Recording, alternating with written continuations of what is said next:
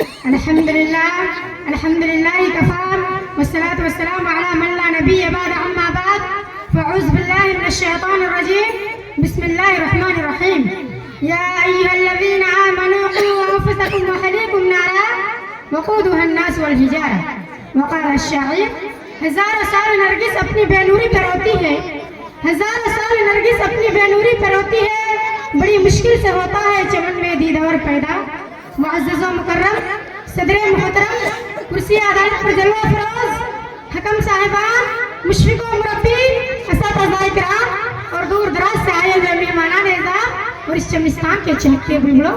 آج کے سالانہ تقابلی و انعامی بزم خطابت میں جس موضوع کو لے کر رونق اسٹیج بھی ہوں وہ ہے خواتین اور اولاد کی تربیت امید کہ آپ تمام حضرات میری تقریر کو بغور عقل سماعت فرمائیں گے اور اس پر عمل پیرا ہونے کی کوشش کریں گے انشاءاللہ معزز سامعین سامعات اللہ تعالیٰ کی جس کا ہم کی صلاحیت عورت کے اندر ودیعت کی ہے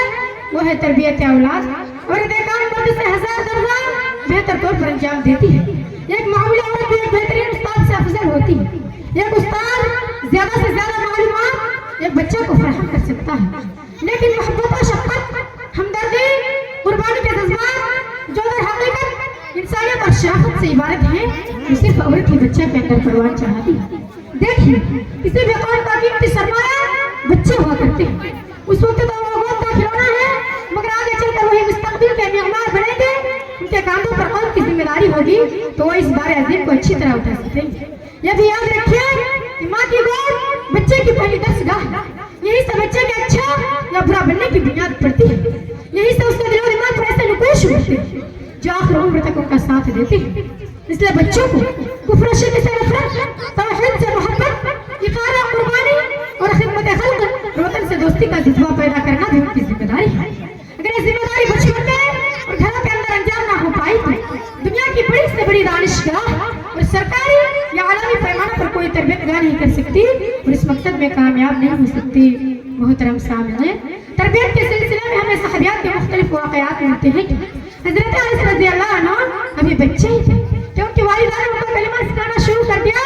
کہ شوہر مالک نے بچے کو کلمہ سکھاتے دیکھا تو خفا ہو کر بولے ایک تو تم نے خود باپ دادا کا دین چھوڑ دیا اب یہ چاہتی ہو کہ بچہ بھی بے دین ہو جائے تو ان کی والدہ نے کہا یہ تو بھولا بھالا بچہ ہے نادان ہے اس کے روح پاک اور دل معصوم ہے اس کو اسلام کی پاکیزہ باتیں بتانی چاہیے اور میں تو یہ چاہتی ہوں کہ تم بھی مسلمان ہو جاؤ غرض پہلے ماں کو یہ خواہش ہوتی تھی کہ ہماری اولاد مسلمان بنے دین کی خدمت کرے اور ضرورت ہو تو اللہ کی راہ میں جان قربان کر دے اس لیے ہوش سنبھالتے وہ اپنے بچے کو بسم اللہ اور کلمہ طیبہ رٹاتی تھی اور رات کو سونے کے لیے اللہ اللہ کہہ کر لوریاں دیتی تھی جس سے شروع سے ہی اللہ رسول کی محبت بچے کے دل میں نقش ہو جاتی تھی خود نماز پڑھتی تھی اور ساتھ میں بچوں کو بھی شاد کراتی تھی جس سے نماز روزہ گویا ان کے گٹھے میں پڑ جاتا تھا اور بری باتوں سے نفرت ہو جاتی تھی لیکن افسوس کہ آج کل اس طرف ذرا سا بھی توجہ نہیں ہے آج کے مائیں چاہتے ہیں کہ ہماری بیٹا گریجویٹ ہو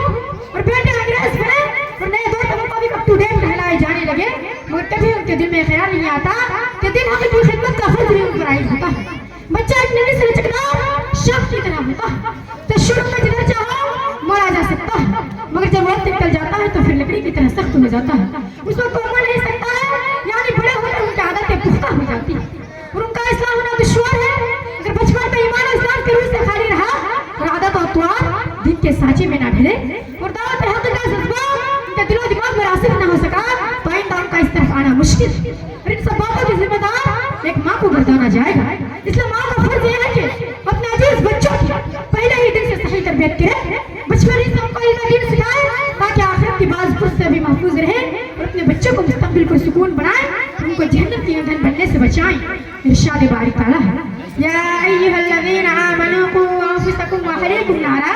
وقودها الناس والحجارہ اے لوگوں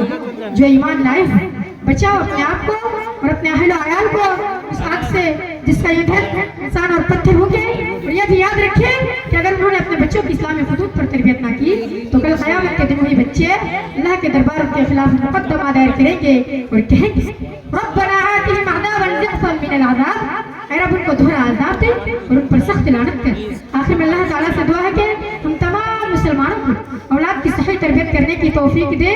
آمین تقبل یا رب العالمین السلام السلام علیکم ورحمۃ اللہ وبرکاتہ.